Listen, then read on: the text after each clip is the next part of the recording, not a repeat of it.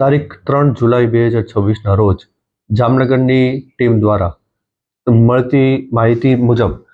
બાદનપુર અને ભાદરા પાસે જોડિયા તાલુકાના બાદનપુર અને ભાદરા પાસે બિનઅધિકૃત રીતે રેતીનું વહન થઈ રહ્યું હોવાની બાતમીના આધારે તપાસ ટીમ દ્વારા સ્થળ પર જતા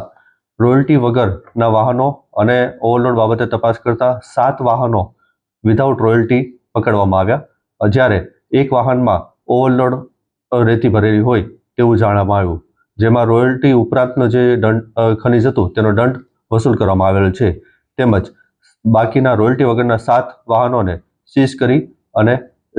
સીઝ કરીને મૂકવામાં આવેલ છે, જેમાં એક વાહનના માલિક દ્વારા જેનો ટ્રક નંબર છે GJ10TY6100 તેના માલિક દ્વારા સ્થળ ઉપર આવી ઉગ્ર બોલાચાલી અને હાથાપાઈ કરી અને તપાસ ટીમને ફરજમાં રૂકાવટ અને કામગીરીમાં અડચણ ઊભી કરેલ. તેના વિરુદ્ધ કાયદેસર રીતે પોલીસ સ્ટેશનમાં ફરિયાદ નોંધાવી છે અને તેની આગળની તપાસ ચાલુ છે અને આ કામગીરીમાં આશરે 1.5 કરોડ જેવો મુદ્દામાલ સીઝ કરવામાં આવ્યો છે. તદુપરાંત છેલ્લા 1 અઠવાડિયામાં